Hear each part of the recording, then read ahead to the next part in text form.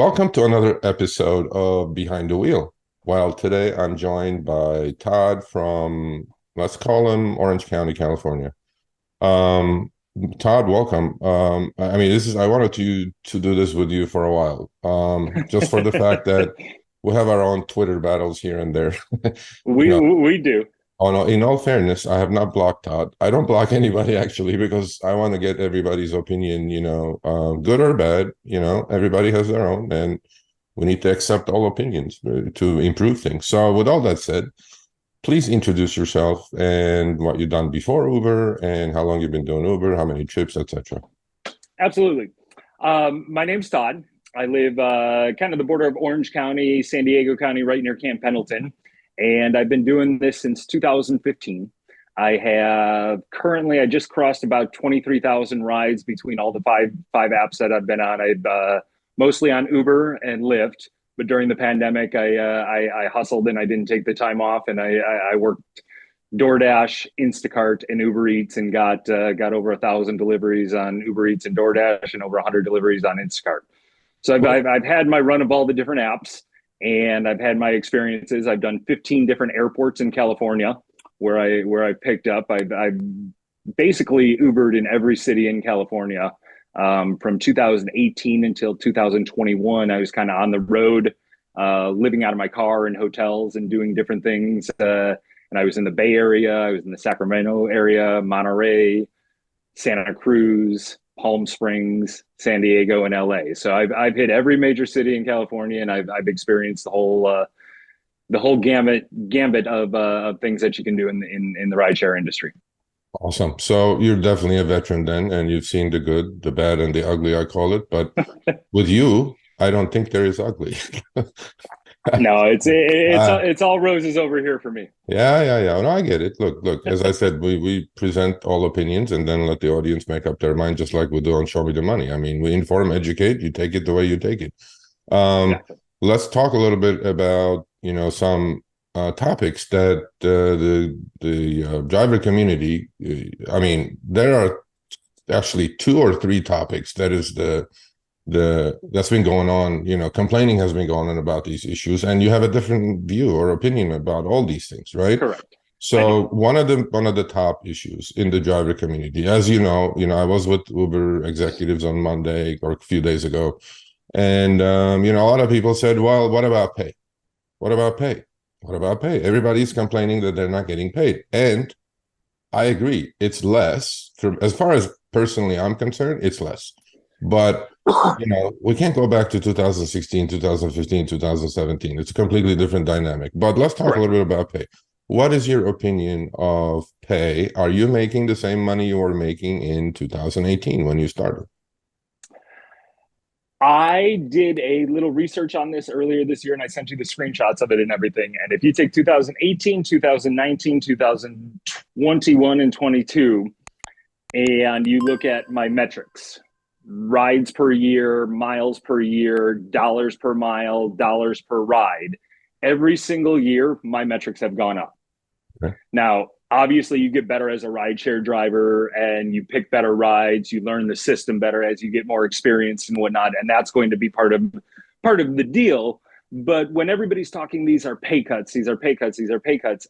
It's a rate rebalance, is what they call it. Yeah. However you want to address it, they've changed the system. And they're changing the system for a reason, whether that's because drivers are only accepting certain kinds of rides, or they need to figure out a better way to get to the passengers faster. However they need to do it, they're a technology company that's working on this constantly, and that's their job.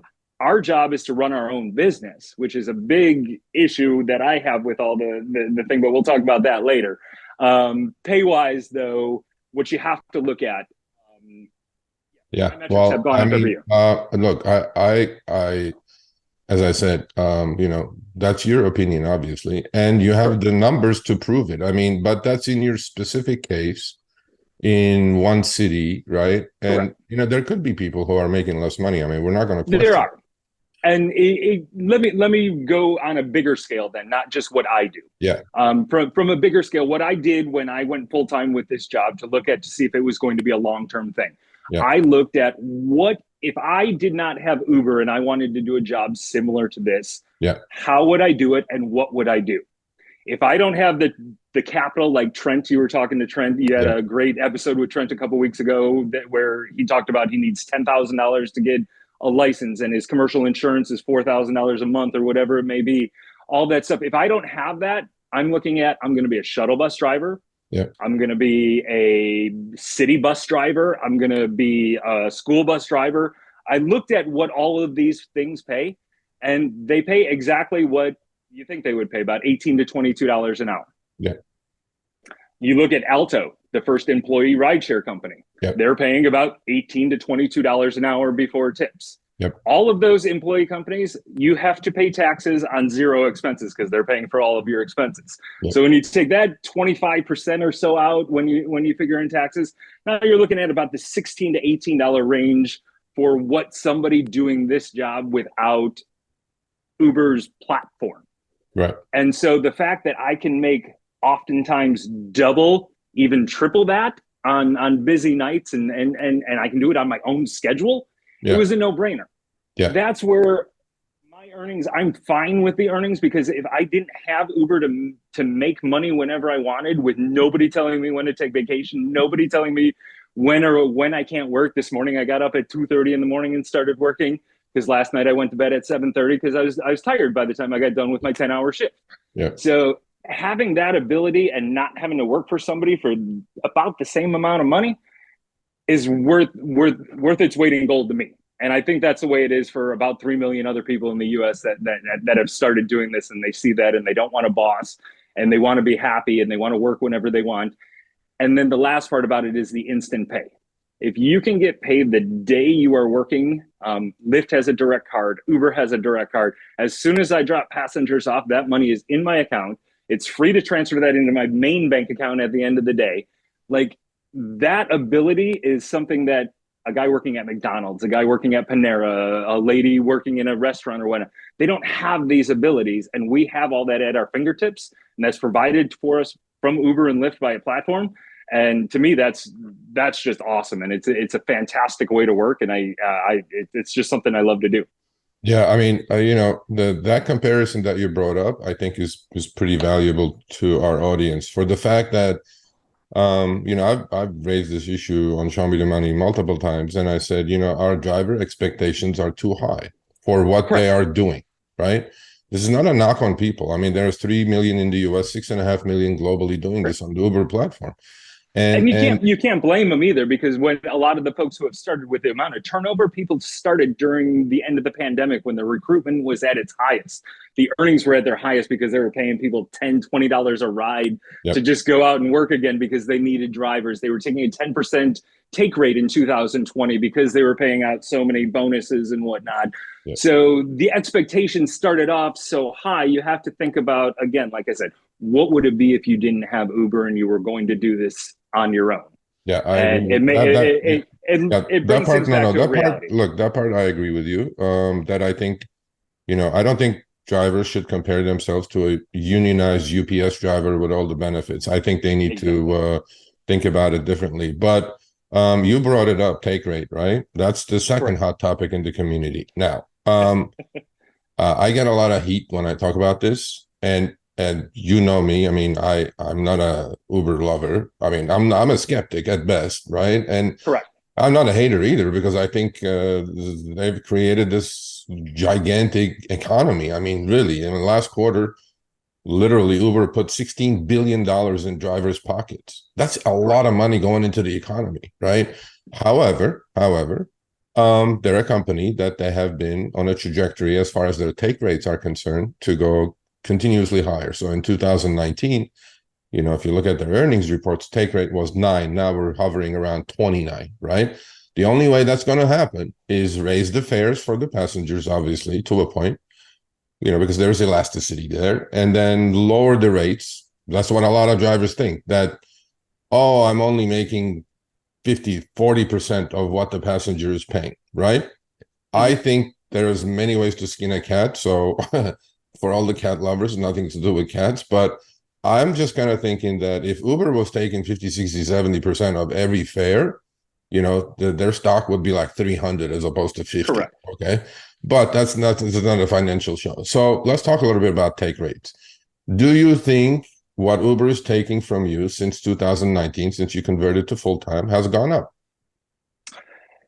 Here's what I will say. You have to look at the overall picture again. In 2019, that was the year Uber went public.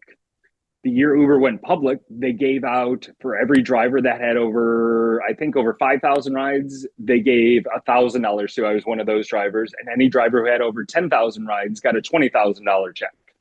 So when you're talking about take rate, I'm going to guess that factored into some of that when they're handing out money to drivers. All these drivers are getting $20,000 checks, $1,000 checks and whatnot. They're putting this money out, so their take rate's going to be a little bit lower. They've got incentives because they just went public. They're trying to increase their driver, their supply, their demand, and everything like that. So they're willing to take a little bit more of a hit. Now, since 2019, another thing that people don't consider is how much commercial insurance rates have gone up. In the last 2 quarters, you've had about an 11.5% increase on commercial auto rates in this country, and the take rate went down by 1%. Yeah. So Uber's paying more for commercial insurance. Todd, insurance are higher. Hold on, okay, Todd, go ahead. Hold on. Now they're gonna there people watch this and they're gonna say this guy works for Uber, right? So go ahead. I can assure everybody he doesn't work for Uber. But he's analytical. I did name my minivan Dara. Yeah. He's analytical, he looks at numbers like I do. And I cannot blame him for thinking the way he's thinking. So but on your personal level, let's do this just on personal level. Just like you said, you're doing less trips, dollars per trip have gone up, your earnings have gone up because you have adjusted, right? What is on your personal level? What is Uber's take rate? I'm sure you look at that as well. I actually don't look at it. It's no? It's not something I'm concerned with because they tell me at the end of the quarter what their overall is. And as long as I'm within somewhere near there each week, I'm totally fine. There's weeks where I've taken money from Uber. There's weeks where Uber's taken over 30%. I'm not really all that concerned about it as long as I'm getting to the numbers that I'm looking for because I'm running my own business. I'm not working for Uber. I want Uber to make a lot of money. The more money Uber makes, the more they can put into advertising, the more they can put into technology that's going to get people using the thing. This last quarter, the average person on the Uber platform used it 6 times a month. 5.9 was the average use between rides and deliveries for every single person. 142 million people on the platform. That's a lot of use. Yeah, so they're going to keep giving that to me. I'll give them some money to work with if they need it. Yeah. Well, I on that one, I think I will agree with you because, there's circles of control and circles of influence. And what you take out of each fare or what Uber decides to pay you is not in your control. They're going to figure that out for themselves. But as you correctly said, you're a business person. You run this as a business. You know exactly what it costs to operate your vehicle, right? And I think a lot of people are stuck on this that, the passenger paid 60, I made 25. I'm like, there is a breakdown for that, right? The breakdown is, you should talk about this actually, because you told me this before that, Uber pays for, well, not Uber, but the consumer pays for the commercial insurance. That doesn't go to Uber out of that $60. The credit card fees, the taxes and all that stuff. I think a lot of people are thinking simply looking at what the passenger paid and what hit their pocket, period. Correct. And to that, and that's math. I mean, that's simple math, which I kind of agree with too, because if you paid 60, I made 30, you took 50%. That's the way I look at it. Correct. And Uber doesn't do a great job of explaining that. Like for all the people who say I work for Uber and that I love everything Uber does, this is where they fail because it is a very easy thing. They could even take those fees out completely and make a separate charge to the passenger if they wanted to do it that way to solve this whole problem, and it would all be over with.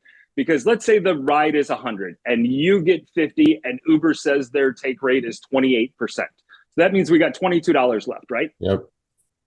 That $22 does not go into Uber's pocket. Yep. That goes commercial insurance, which, like I said, up 11.5% over the last 6 months, up over 30% over the last year, I believe. Payment processing. Interest rates for processing credit card things are at the highest rate. That's over, I looked it up. The most merchants charge about 3.1%, 3.2% for swiping the card. So every time your passenger is taking a ride, that would be 3.3% that you would be paying to somebody for processing that card payment.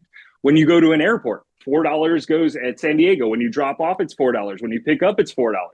That's on the passenger's receipt. That's part of what they paid, and that's part of what we see. And people, even the passengers, don't know that's going on. Yeah. But that's not going in Uber's pocket. That's not part of Uber's keep. After you take out all the stuff that if we directly charge the passenger for the insurance, the payment processing, and the regulatory airport fees and stuff like that, you're down to what they use for advertising and profit and everything like that. And that's about that 28%. Okay, let's pivot the conversation a little bit with our remaining minutes, right? Because this is not an Uber infomercial, people. So, but look, in order to be a successful driver, you have to do many things. One of them is to put yourself in their shoes, in Uber's shoes, right? And understand what's happening here, right? I mean, I do it all the time. And to me, one thing I agree with Todd here is that I honestly don't give a rat's ass what they take from the passenger. That's their job. And because look, they found that rider for you, right? Otherwise, you have to go do marketing. You have to find that rider. That costs a lot of money. So people don't think a little deeply, but forget about Uber now. Let's talk about your success, right? I mean, I know I have your numbers. They're all verified. He's a very successful driver. Let's talk a little bit about the car you drive, or how many cars, in your past history driving for Uber, and how you ended up where you ended up with this vehicle, and how your earnings are looking up. Yeah, well, I started off in a rental Prius. I was struggling with life back in 2017. Some things went really bad for me. I was struggling, and I needed a source of income. And I was in a Lyft going somewhere, and the Lyft driver didn't look like he would be somebody that drives a Prius. So I said, "Hey, did you buy this Prius just for this job?" And he said, "No, man. I rent this Prius. It costs me X amount a week, and then I can pay by the day. I can pay by the week." It was through Hire Car at the time. They're now owned by Get Around. Yeah. But so I looked it up. I was able to scrape together enough money to put down the $200 insurance or down payment on it, and then I rented that sucker by the day, basically, for a couple of months until I got back up on my feet. And then I started going by the week, and then I started going by the month. And then eventually it got to a point where I switched to a private fleet owner and went through a couple of different cars. And then in 2021, I finally bought the car that I was renting. Okay. By that time, Prop 22 had passed, and I knew that Uber was going to be a long-term thing for me, so it made sense to buy at that point. A year later, I was at Coachella Uber driving, and I smashed my Prius and upgraded to a 2021 Toyota Sienna Hybrid. It's been one of the better decisions I've made. I enjoy driving the premium line, and so it's comfort eligible, it's XL eligible, and then same thing on Lyft. So that's where I'm at now. I do mostly airport runs, long runs, reservations, early morning, late nights, on the weekends. Try and get as much done as I can before 9 o'clock in the morning, kind of like Jay was talking about on his episode. That 4 to 9 range is my bread and butter. I hate traffic, so it's when I like to be out there, and so I can watch all you guys complaining in LA at 9:30 in the morning with what's going on there. Well, but so you do have a method to your madness, just like any successful driver would, right? And correct. I mean, I think you're in the perfect car, to be perfectly honest with you. It's no, 35 miles to the gallon. People get in it and they see how much space it is. They're really impressed by the look of it. Obviously, I love to talk and I love to convince people of the way I think about things, but my tips are really good. I'm over 62 the past month and a half. I'm over 62% of my rides tip and over 80% of my airport rides tip. So it's an opportunity to sit with some higher end clients that are paying a little bit more for the money. And unlike those shorty rides where Uber offers a tip of $1, $3, or $5, once you get into those longer, higher dollar amounts, they do percentages. Yep. The 18, 20, 22% or whatnot. And that really helps with the tips on some of the longer ones. So even though you might not be getting the rates on the longer rides from the upfront fares, you can make up for it in some of these tips. Yeah, well, I've done this with the last few Behind the Wheel episode guests, and I'm gonna do it with you because I think everybody's views are different when it comes to rideshare. And Tell me three things you love about rideshare and tell me three things you hate about rideshare. Doesn't have to be specifically to Uber or Lyft or whatever, in general, about the business itself. No, I actually almost got through preparing totally for this because I watch your episodes and seen you asking some other people. But my number one favorite thing, I think, from a non-ride, non-money, non-whatever perspective, is the names. I grew up in the suburbs of Chicago with 99% white people. We all have one syllable names: Todd, John, Steve, whatever it may be. And over my 23,000 rides, the names I've seen from the Middle East, the names I've seen from Asia, from all over the world, Europe, they're just such beautiful names. And there's so many different people with so many different stories. So I just enjoy seeing the different names, try and pronounce them, and talk to people about where they're from and what they're doing. Okay. Number two is being able to run my own business. And I know everybody talks about, I work for Uber, Uber owes me this, Uber owes me that. My second favorite thing is I work for myself, and I use Uber to find passengers so that I can make money so that I don't have to work so hard. Okay. And that's what it says in your platform agreement. And that's what a lot of drivers should start thinking about. And I would say my third favorite thing about Uber is the creativeness. It's created an entire ecosystem: rental cars, insurance companies, cell phone plans. Every aspect of the economy has been affected by the gig economy. Amazon, the deliveries, you can get weed delivered, you can get alcohol delivered, you can get everything delivered, all because a couple of guys were like, hey, we got to find a better way to do this. So the advancing society is one of the coolest parts that the gig economy has been able to do. Now people are taking their money from sitting at home, not being able to go anywhere. They're giving it to me so that I can take them somewhere and they can spend the money there, and then they can pay somebody else to go home at the end of the night. And it's really, really cool. Well, the things I hate. I will agree with all those three. But now let's talk a little bit about what you think is negative about the rideshare industry, or specifically at Uber, or whatever you want to talk about.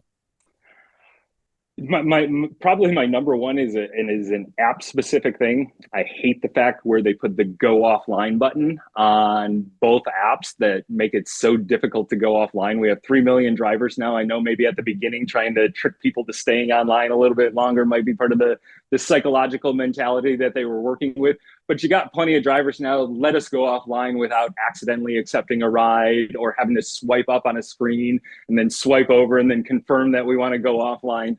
Just let me go offline and do my thing. So that's probably the least favorite thing that I have about the app. The industry itself, I would just say that I actually don't like all the activism.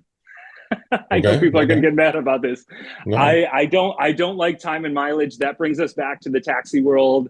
I don't like the fact that people want an employee model, because if you really delve into the laws and the rules about being an employee, it's going to suck.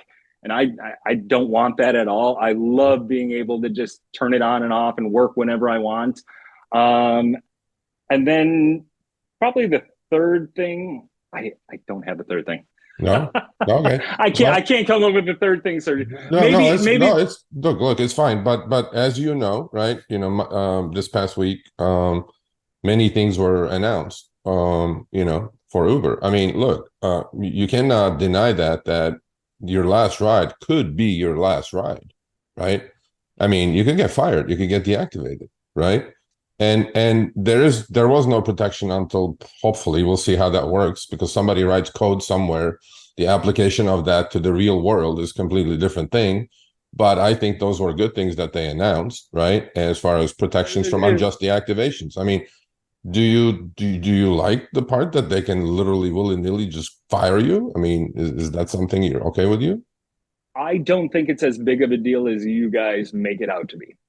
And given the fact that there's 3 million people, and yes, you might get a few hundred, you might even get 1,000, but even at 1,000 unjust deactivations, I think a lot of them can be resolved if you have the right communication. Okay. I've been deactivated 3 or 4 times, 3 times for being under the influence. And then a 4th time for when I sent in my registration, it was fuzzy on the camera and they immediately deactivated me when I called in, and I just went to a green light hub, was able to talk somebody, get it through. So if they can improve the communication, along with having a third-party deactivation appeal panel, because I'm in support of that, with the opportunity for drivers to go into it, then I don't see what more you can do, because I don't think there's 10% of drivers that are getting unjustly deactivated. And I think some of the ones that are claiming that they are actually guilty of what they're doing. Okay. So we have a couple of minutes left, and I always give the floor to the guest last couple of minutes.